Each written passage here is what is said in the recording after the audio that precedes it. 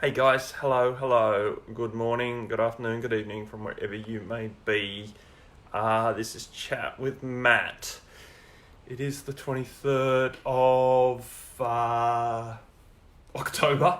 So 23rd of October, it's 2019. I'm here to spend half an hour shooting the breeze with whatever you might like to know. Requests, questions, personal, broad, it does not matter.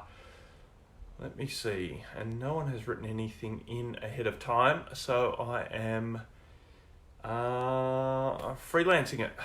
There's a storm going on here right now. It's been kind of crazy all night. Windy and rain coming in, and even I think hail coming in bursts. Good morning or good day. Hello, Jen. I won't even try and use the time of day. Why would I do that? Been talking about time all month. It's been interesting. Very, very interesting making friends with time and choosing to use time in a more empowered way. Right, it's right now, and it's different times all over the world, right? But we're all get so friggin' contracted around what it says on our clock, right? What it says on our clock, because that's the time. And calendar, right? It's the 23rd of October here in New Zealand. It's still very much the 22nd in the Americas for sure, and even in Europe. So it's a construct. It's a construct, and it's not an absolute. That is absolutely for sure.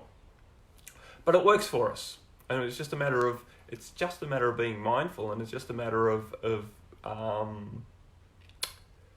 being flexible with it, really. Hey, Sister Mary, I am open for questions, so I'm very happy for someone to type something in, and we will start talking about that as opposed to whatever's coming into my mind. What else I can share? I have been completely off the wagon with my Facebook posts. The last time I posted was nearly a week ago. It was, because it's Wednesday here, it was Wednesday night, so I'm talking about time, and I'm trying to talk for the whole globe when I talk about time. But anyway, it was about a week ago, and I'd been off the wagon for 5 days, and I said I'm back on the wagon, and the very next morning I was quite unwell, and I have been pretty much going through the flu, quote unquote, whatever that story is, for the last it's coming up for 7 days, right? Which I use as an excuse for not showing up, because I'm quite. I was just thinking about this morning in my meditation, why I chose not to show up, because I was quite capable of showing up. I was showing up on doing live streams in my groups, in my various closed safer groups, no problem, and talking on calls about the fact that I wasn't well, and still doing private sessions. And I actually did quite a lot of work. I actually broke out of a bit of a funk and got a bit more content written and published, and completed a funnel which now has some technical issues right as I'm about to launch it, or I have launched it. Hoops to jump through. But the point is, I wasn't that ill that I couldn't do a live stream. That wasn't the point. The point was, for me, showing up on a public forum like this, what I'm doing right now, which is always difficult for me, and that's another whole topic that I could talk about, why I find it so much more difficult to get on my Mantara public page and do a live stream as opposed to being in one of my private closed groups, is very, very interesting. This whole fear around being found out, maybe, I don't know, but it is very, very real, and I definitely didn't want to show up below par on the public site, right? I didn't want to admit to the world that I wasn't well. I've said my whole life I don't get sick, and I pretty much don't, right? And I certainly my whole life have very rarely let anyone else down if I'm not, my body's not 100%. I've missed 1 day of work my whole life, and my whole working career, and that was only quite recently. 2015 is quite recently, because that was the last time I was actually working for someone else as a contractor. Was the first time I took a day off work because I wasn't so well. Every other time throughout the film industry, my time as an engineer, my time at university, I never missed a day of university ill. the last few years of high school the same, right? My senior years of high school, I didn't take a day off due to illness. I was when I wasn't well, I just soldiered on, right? Took some medication and showed up regardless. Because I guess as someone, carrying the low self-worth ilk, being sick is definitely not a rightness. It's a form of weakness, and not very serviceful, right? And when I am ill, there's no one taking care of me. That's not necessary, right? So I never look for someone to come and, do things for me. Can we talk about information overload? We certainly can, Mary. I was about to read your stuff. Too much information. Yeah, we can. And so I'll just finish what I was blabbering on about. My resistance to being seen as sick, not up to par. Hey, Sister Leni, how are you? Is very, very real and very, very interesting. And it basically precluded me. And as the week went on, then I had the guilt of having to show up and admit that I'd been off the wagon in doing my live streams, which was another wrongness on me, another weakness. So it just kept perpetuating. And every day it went on, the harder it was. And I even prepared mentally for what I was going to come on and say. I've got a message to deliver here. And yet I still managed to procrastinate or put it off or have a reason why not to come on. And then by then, now it's dark and it's night and the lighting's never any good at light. Right, all sorts of reasons why not to do it. That's a good question, Mary. I'm going to come to that in a moment as well. Hey, Sister Shelley. So interesting, right? Interesting how we dance these games. And you might not align with or understand this whole idea of, not wanting to show up when you're ill or not on full strength, that whole resistance to being seen as inadequate for allowing your body to go through a process which is basically just a purification process. It's necessary. It's not a weakness at all. It's not that I did something wrong and therefore got punished by getting sick. It's just a necessary part of releasing a whole heap of stuff, energy mainly from my body, which came through very physically in all sorts of intense third eye sinus type pain and the whatnot. Anywho, let me get off my stuff and we'll get here to doing what I'm here to do, which is answer questions. Okay, Mary, so exactly correct. The brain itself, does it think? I think we feed info and it repeats it back. The brain certainly has a big function as a carrier of memory, but I also do believe, it's very interesting to distinguish the difference between the brain and the mind. Very interesting. So when you say, does the brain think, it's a debatable question. And neuroscience, I'm not right up on the latest, but I'm pretty sure that they believe that there are, computer type applications running through the neural synapses of the brain, how they work, right?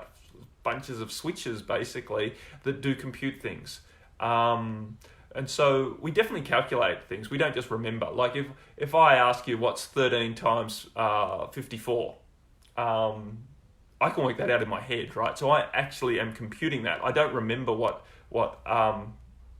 I said. Was it 13 times 54, right? So it's 540 plus 3 times 54. 3 times 54 is 150, 162. So, right, you add those two together, and I've already forgotten the first number because I'm talking at the moment, but I can do it in my head, right? I have the ability to compute that. So did my brain do that or did my mind do that? At what level am I doing that? So this thing called thinking is an interesting concept. Now, it's a very simple example, right? Doing a mathematical process, but that's basically what we do, in other ways where we're logically working through whether we take a decision or not based on, sorry, my thing's still not updating. So, hey, Sister Emily Rose, so I've got to keep putting my finger on the screen to make sure I'm keeping up with what was the latest added in there. So when we're thinking, because you asked the question a moment ago about information overload, which I hadn't got to yet. So when our mind, rather than our brain, because it's an interesting distinction, but I'm going to talk about mind more than brain. Brain is a physical structure in the head that the mind utilizes as a tool. The mind is a field of energy. So where exactly is this thinking thing going on, right? Where exactly are we analyzing data, right? Is it happening in a brain that's just like in a computer? Like a computer can analyze information. If you ask it to work out via the certain criteria what's the best option to take, it can do that by going through all the permeations and adding up, right? Putting figures on things and adding up, right? Like a pros and cons table to work out whether something is appropriate to do or not. What is the best option here based on the information that you have available, right? So we do a whole heap of thinking, and whether it's happening in the brain or the brain is just a part of that is, it's basically irrelevant because it doesn't really matter. It doesn't really matter whether it's happening in a physical thing or whether it's happening in a etheric thing. The point is, how do you use this information that we have available to us, and how do we use our ability to cognate, to think, to analyze in an empowered way, right? To help us. So thoughts are different to thinking, right? I know, right? Because a thought is just an impression. When you talk about thinking, you're talking about analyzing. If you're talking about just watching your thoughts, are you thinking or are you just watching your thoughts? And I know this is all semantics and I know it gets a bit slippery, but there's different functions that our mind does, and we have to be a little bit clear about what we're talking about when we talk about thinking. Are we talking about analyzing, or are we just talking about passively viewing thoughts, right? And of course, while we're passively viewing thoughts, we're also inevitably thinking on some level. So both of these functions happen together, but they are still reasonably distinct functions. So thoughts are waves of energy, and they are all around us. We do generate thoughts as well. But by far the most activity that's going through our mind space, rather than our brain, but our mind space, are thoughts that we are reading, viewing, observing thoughts that are flowing past, right? We're picking up on impressions that are coming to us energetically, and we're translating them into either visions for our mind or words for our mind. We all work differently, or even knowings for our mind, which, because we're trying to use this language for how we are actually interpreting waves of energy that we now say, oh, I'm thinking, or I've just had a thought. How did that thought actually come to you? It's different, I believe, for different people in different ways. We all have different ways of describing it. We all have different ways of experiencing it. We're individuals. It's interesting. It's definitely interesting. So our thoughts can come from a variety of places, from external to us and also from internal to us. They can come from higher vibrationary realms and they can come from lower vibrationary realms. So it's a big question, where do our thoughts come from? Varied. What do we do with the thoughts? That's what's interesting, right? How do we let the thoughts flow through our mind and just observe them and allow ourselves to be relatively neutral to them? Or do we allow ourselves to start identifying with the thought, make it our thought, and then judge ourselves based on the thought, and then start to try and label the thought and either do things with the thought, manipulate the thoughts? Okay, Mary said, I looked this up and scientists are now coming to see that thoughts are actually outside of the brain, and outside ourselves. Well, what's our self though, Mary? You mean outside the physicality? Outside the flesh suit? Because, of course, we're outside of that. We're all outside of that. We've known that for a long, long time. People have been looking at auras. People have been looking at energetic fields. We understand that we're much bigger than our flesh suit, but scientists don't, right? So scientists are a long way behind.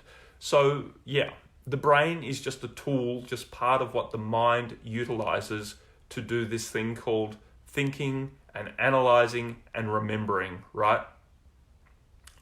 Watching thoughts, analyzing thoughts, storing thoughts, impressions, right? Impressions rather than thoughts is a better word to use. So that's what we do in this thing called mind, and the brain is part of it. At the end of the day, though, Mary, what does it matter if it's inside of us or outside of us? What matters is how well you are functioning in the world, right? And you've talked about this overwhelm thing, which is far more interesting to me personally, right, than whether the thoughts are happening in our brain or out of our brain, right? Because that doesn't matter. The fact is, whether it's in our brain or outside of our brain doesn't change anything, right? What's important is how well are you functioning? How happy are you? How purposeful are you in this world? How much can you help others, and how much can you contribute to the all, right, in your beingness? How stressed are you, or how relaxed are you? That's what's important to me, to Mantara, to us. Intellectual debate is just a debate, right? It's words flying through the air. And having some understanding that we're much bigger than our physical body is definitely very important. Having an understanding that our thoughts are not just happening inside our head and are not private to us is also very important. Understanding that thoughts that arrive in front of our consciousness, our mind space, are coming from all sorts of different sources is important, because if you're over-identifying with your thoughts, you are obviously going to get very stressed, and you're also going to get very judgmental on yourself, because you have a thought that's out there, right? And it might be, I'll pick something controversial, pornographic. You have a pornographic thought fly through your mind. Now all of a sudden you're judging yourself as a deviant. That's not fair, right? Because you're not a deviant. You just picked up, you were just tuned in to a band of energy that had pornography playing on it, right? And it's come into your mind, and now you've seen it, felt it, whatever. And now you're thinking, why? What have I done wrong? What I'm being influenced by the devil, right? That's what the hardcore Christians would tell you has just happened. It's not the truth, right? You're just a receiver of thought, and there's all sorts of thought out there, and you might have been walking past someone who was, quote unquote, a deviant and always thinking about pornography or whatever.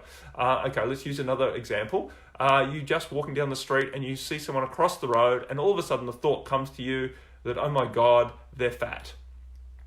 Right? They're fat. Oh, look, they're carrying an ice cream. Whatever, they're fat. And so now you've had this thought, and you go, oh my God, why am I judging this person for being a certain body weight? That's not a nice thing. That's not appropriate. Why am I doing that? Right? I must be a terrible person. How have I been? You've just picked up on a thought. It could possibly, most likely been, or very likely been, their thought. They're walking down the street feeling bad about themselves, projecting this thought out in front of me. Oh my God, I'm not good enough. I'm fat.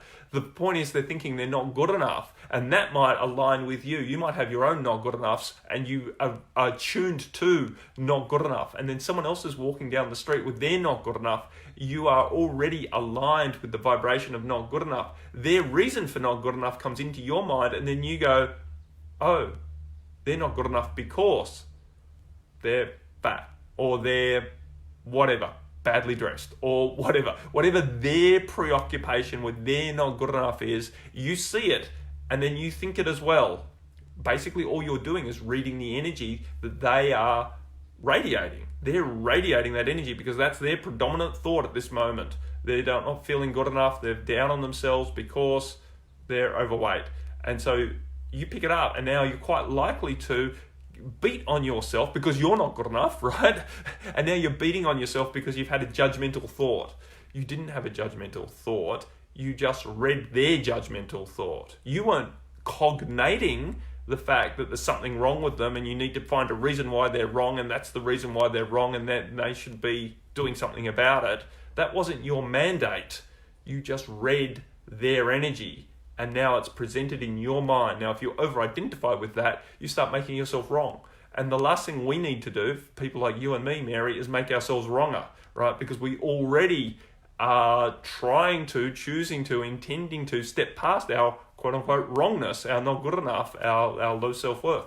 So it's important to remember that a lot of the stuff that's coming into our mind is not originating from within us, and it's not something we've actually intentionally brought on. We are receivers. We can do things to maintain a certain energetic state that helps us to receive thought forms that are more aligned with what we are choosing rather than on what we are releasing. That's an ongoing practice. So my brain did not think the thought, it was in the air, right? Yeah, so I don't like the term brain, so I think we can let that go. Let's talk about mind, because the brain is a tool of the mind, and the mind is what does the thinking and the receiving and the projecting. So when you just talk about brain, you're talking about a lump of grey matter, which is just a physical receptacle, just a tool, and it's not really helpful for you, Mary. Talk about your mind, right? So your mind did not necessarily think the thought. That's exactly right. It was in the air, it was in the vibrations. So your mind receives it. Your mind is like a television set, one of its functions. And through the air, there are multiple channels running at once. You have all 10 channels running in the air, but you only have one dial. You can only watch one thought at a time, generally. You can flick quite quickly between them. We're very good at doing that as well. Now we have remote controls. We can scan through multiple channels quite quickly.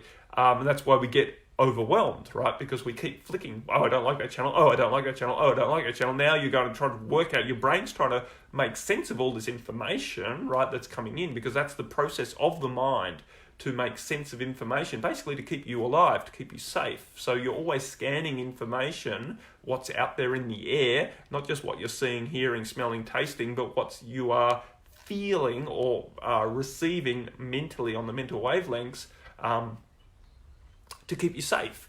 So we get overwhelmed when we have information overload. And the information is coming to us not just through our eyes, but also in the airwaves. Yeah, the mind is the thinker, and the mind is also the receiver and the projector, right? So we project with our mind, we receive with our mind, we view with our mind, and we also cognate with our mind. We think. We work out mathematical equations, we work out other algorithms, other putting things in order. What's most important to do now? What is our priority right now? We do that with our mind. We also can we can ask a question and receive intuitively, right? Receive a thought from higher aspects of ourself. So it's in the air again, but it's coming from a different source. It's not coming from the person walking down the street. It's not coming from the collective consciousness. It's not coming from the mass programming. It's coming from God. It's coming from our higher self. It's coming from different aspects of us. It might be coming from our inner child. It depends. We ask questions and we receive guidance. Thoughts come into our mind from all sorts of different sources. The trick to living this life in an empowered way is to start to recognize the origin of your information, the origin of your motivations, right?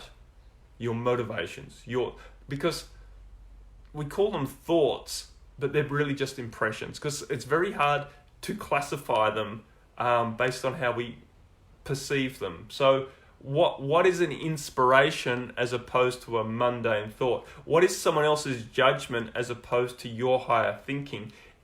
You can only tell based on the quality of the vibration. Oh, how do you measure that? You don't really need to measure it. It's not like you need to put numbers next to these things. You just need to ask the questions, or you just need to be aware. You just need to hold an intention to basically choose thoughts that are of a higher vibration. Now, it doesn't mean that you're not going to receive thoughts that are of a low vibration, but you choose to recognize them earlier rather than later, rather than allowing them to go into the cognitive process of starting to own these thoughts, start to work them out, start to wonder why they're there. You just recognize that it's a low vibrationary stream of energy that you have picked up for whatever reason. There was something there that triggered you. We can totally be above certain channels and yet still dip into them every now and again when there's something there that matches a criteria that we're interested in, whatever that might be. Now, interested doesn't mean mentally interested. It means interested based on your survival, right? Interested based on what triggers you. Interested on based on something that's left in your energetic field that aligns with or harmonizes with a certain element of some other thought stream or stream of energy. So we get attracted to things that somehow we have a history with. We have a history with it. Not necessarily a remembered history. It might be a very old history. But say you've been, pick something, burnt at the stake before, right? You've been burnt at the stake 4 lifetimes ago, whatever, 1200 and something, burnt at the stake for being a heretic, being a witch, being someone who wasn't complying with the church's orders of the day. That happened to you, right? I'm just picking an example out of the air.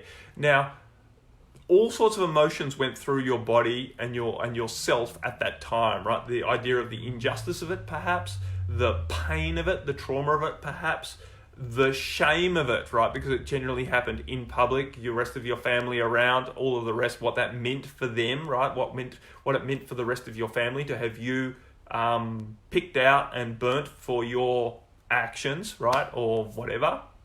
So there's all sorts of impressions that got stored in your field in a very traumatic event, because there was also a lot of pain involved, right? A lot of, you can imagine, right? What it's like to be, tied to a stake. You know that it's all happening. The wood's getting piled around you. People are talking and slurs on you, and all of the rest of it, right, is happening. And you are going through this whole experience, and then the fire starts, and the pain of that, and the visions of what's going on, of you watching everyone else watching you burn, and the feeling that you're feeling, right? A hugely impressionable experience has happened. All sorts of stuff doesn't get processed in those moments, and you're carrying them with you to some degree until it naturally releases somehow. All sorts of different ways for releasing that. Generally what happens is over time you find allowance for those various feelings, and we allow them to dissolve, disintegrate, or not. Sometimes it's too painful and you hold it very, very close and tight, but it's still radiating. Those essences still have a signature in your energetic field. You walk down the street, or you're having an experience somewhere else, and something else aligns with something that you're holding very strong, and it triggers that. And some of those emotions, those very intense emotions, that pain, that sense of shame, that sense of injustice, and the anger you had towards the people who had accused you of doing that and all the rest of it, arises for no good external reason that you're currently experiencing. And so this whole entourage of inappropriate thoughts and feelings arise based on what you were triggered by. So a thought that just sort of flowed through your mind all of a sudden gains a lot more importance inside of you, because it triggers something that you're already carrying. That was the point. And but your mind is very now, and it doesn't remember that all of this other past stuff is what's influencing your experience right now. And so you get very fixated on the thoughts that triggered all of this feeling, because you want to know why that thought is so important to you right now. And you start looking at the external reasons. And that's what drives us crazy, right? It drives us insane. It puts us into places and spaces where we start acting very inappropriately towards a thought stream or an experience in our external world based on a whole heap of emotion that we're carrying from distant past 4 lifetimes ago. It doesn't make sense, and yet we don't recognize it, and thus we, it's reasonably interesting and inappropriate quite often, and painful. The point we're getting to, Mary, is that to have an allowance for a messy process, hey Sister Susan, to have an allowance for a messy process is what's going to allow you to move through this overwhelm thing, this information overload, much more effectively. Because when you recognize that what is overwhelming you, these streams of information, the reason it's overwhelming is it's triggering stuff that you're carrying inside you. It's triggering fears that you still haven't allowed to fully release. So when you start getting information about global warming, for example, and it's bringing up all of these guilts, right? Because we've done it. We're the ones consuming. We're the ones using electricity and plastics and all this stuff, right? Our modern life that we use. And so all of this guilt comes around a concept, and that emotion is what keeps us fixated on the thoughts that are being fed to us, right? So these thoughts are coming in, these streams of energy are coming in about all the potential problems of global warming, or the political undercurrent, or, deep state, or, the cabal, whatever you want to call it, what the money situation, the real central banking, Federal Reserve issues, right? Issues are triggering deeper things within us, and thus we can get fixated on trying to mentally understand it, thinking that that's what's going to help us solve it. And a lot of this is so, I'm trying to think of an appropriate word, entangled. I'll just use that word. Some of it's so entangled that trying to understand it is folly, right? It is completely, God, I wish I didn't have to keep lifting my arm up and scrolling the friggin' thing up. Bubbling up to feel to heal. Yeah, exactly, Susan. There's we're getting triggered in lots of ways if we can feel it in a neutral way without putting our thoughts into it, without identifying with it, without trying to fix it, then we can heal it. The problem is doing that effectively, right? It bubbles up and we feel it, and then we get carried away in ascribing reason to it, and that's where we get stuck, right? That's where we get stuck, Mary. So all these things is triggering for me, and it bothers me. So your lessons, Mary, is to choose not to be bothered, is to choose not to be bothered, is to choose to bring some higher reasoning into your experience, where you get triggered, you realize it, oh, I've been triggered by all this talk about deep state again, and you relax, because you realize that it's just bubbling up to feel to be healed, right? You allow it to come up and to be triggering. It invokes an emotional response. We can't stop that happening, right? But then you choose not to engage with that emotional response. You choose not to allow your mind to go into loops of anxious thinking. Your mind still presents anxious thoughts, but you choose not to engage with them. You have to take dedicated control, not control, but command of your mind. You choose where your energy is going. You get to make choice about what you're putting your energy into. And quite often it's very helpful for us to use distraction techniques when thoughts are presenting that are triggering for us, and our mind wants to go into that loop again and try and understand it, because it's emotionally strong for us, and therefore we think that if we understand it, we're going to somehow be able to fix it, but it's not true. So if we allow it, when we find ourselves getting tempted in that direction, then we take ourselves somewhere else. For me, it's the breath, right? First and foremost, take some deep breaths, remind myself that I'm God, right? Remind myself that I am the light, remind myself that I am here as a channel, right? I just remember that it's not my place to be thinking about what I don't want to or what I don't want to support, right? Because as soon as you go into thinking about something, you're basically supporting it. You're feeding it with your attention, and what you feed will grow stronger. So thinking about problems makes the problems stronger. Thinking about the cabal, the deep state, the whatever, makes them stronger. You are basically feeding them whenever you are thinking about them. Doesn't matter what you're thinking about them, love them, hate them, try and understand them. All thought is feeding energy into the object of the thought.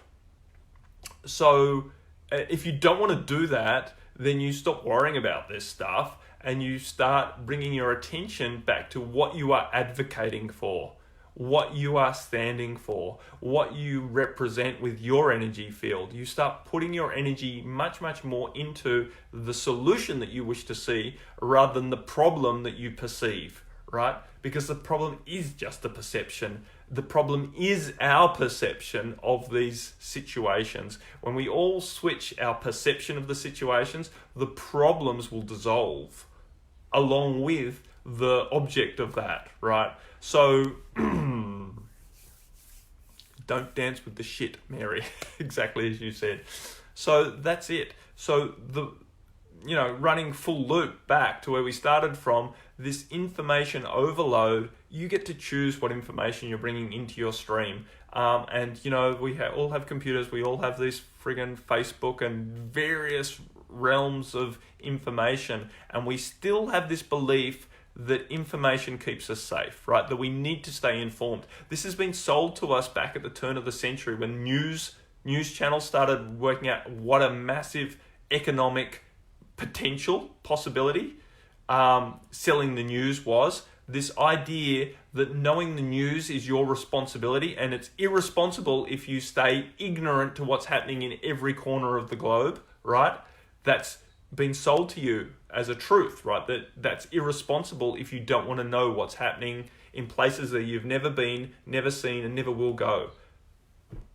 It's not irresponsible at all. What's irresponsible is when you start letting your mind feed the problems in other corners of the globe that you're not even involved in, right? Your mind is feeding the problems because now you are sympathizing. Now you are connecting with the problem, right? So the point is, it's not that we need to stay ignorant at all, but we need to be informed in an empowered way. We need to use the information that we gain by all of our mass media, and we're very connected globally, and it's not a wrongness, but the point is most people are not mature enough yet to deal with the information that they're getting in an empowered way. And unfortunately, it's driving people mad. It's lowering the vibration in many ways, or keeping a cap on the vibration anyway, because the vibration is trying to lift, but people are still perpetuating their identification with all the problems, right? Which is putting a cap on it, is actually creating a big push-pull, which is causing a lot of pain in a lot of people as they're getting lifted by the vibration of Earth and the cosmos around us. Their mind is fixated on problems and trying to fix them, and this is what's causing so much angst. Sorry, I haven't been reading the questions. Okay, Mary said, Matt, this has been going on in our world for so long. Well, yeah, for so long, not really. It's only been going on, for a couple of thousand years. So how come it's such a big deal now? What's happened? Well, we're coming out of a dark age, Mary. That's what's happened. So the reason it's been going on for so long is we've been going through a dark phase on the planet for about 5,000-6,000 years. We're starting to come out of that now, right? And so 5,000-6,000 years, people go, oh my god, that's so long, but it's not, right? We've been on planet for time, right? We talk about time all month. Time doesn't really exist, but we're infinite beings, Mary. We're infinite beings. We've been around for a long time as beings, and even the Earth experience has been here for a lot longer than scientists can recognize, because we're very good at wiping traces of when we were here before, other civilizations. Not much has been left. And of course, that which has been left and discovered is suppressed so that the general population doesn't understand it. So as far as the general population understands, 10,000 years ago, we were all cavemen, which is BS, right? It's just BS. So the point is, what's happening is we're coming out of the dark age. The vibration around us is lifting. I've gone well over time, and I've got another session in 5 minutes, a private session in 5 minutes, so I do need to wind this up. But as we're being lifted out of, I wish that would go away now. I've got a calendar notification over the top of me, which has saved me, so I shouldn't be down on it. But as we're being lifted, basically the suppression and the old ways of happening have to leave because it's not in resonance anymore. It was in resonance when the vibration was very low. It was very easy for authoritarian power, the shadow masculine, to maintain their control over us with fear-based tactics, right? It's not holding very well anymore. And so there's this massive confusion as the vibration is lifting, and these coverings of fear-based control have to be shared. And so there's this fight going on where that have to be shared thing is the dark forces are trying to keep it on, and we keep pushing up against it. And so it's up for all of us.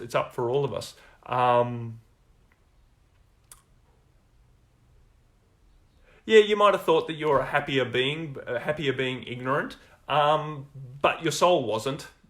So it's just a matter of identifying with what aspect you identify with. If you're going to keep identifying with your egoic self, you're going to be unhappy through times of change, because egos never like times of change. If you shift your identification from your egoic self to your higher self, to your soul self, to your more spiritual self, you're going to be much happier now, because you've got much more potential and opportunity to dance in the light than what you had before. So while it's not stable right now for the higher self, soul self, spiritual self, it's much happier now because we've got much more potential of light right now. So in the ignorance, the ego was happy because things were stable, and stability is comfortable, and comfort is translated as happiness to an ego, right?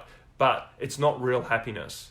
So real happiness is available now. It's time to let go of the old happiness of being ignorant and stable. So it's just a matter of changing your identification, which is, again, an ongoing process. It's not like, now I've done it, now I'm identified with my higher self all the time and my ego doesn't stand a chance. Not at all. So, and it's not that your ego's wrong either. We need an ego to have this experience here on planet. It's just a matter of dancing with the ego in an empowered way and not letting it be the captain of the ship, right? I did that meditation in our group. The idea of who's captaining your ship, right? Whether you're letting the bar staff or the entertainment, the emotions and all this stuff captain your ship and make the decisions, or whether you're allowing your higher self to be the captain. The bar staff and the entertainment are part of the ship, and a very much important part. So your ego's not wrong, but it's not the captain, and that's what needs to shift. Okay, my friends, Chat with Matt has gone well over. Much love to you all. I better get on the phone with someone else. Bye for now, my friends. Bye-bye.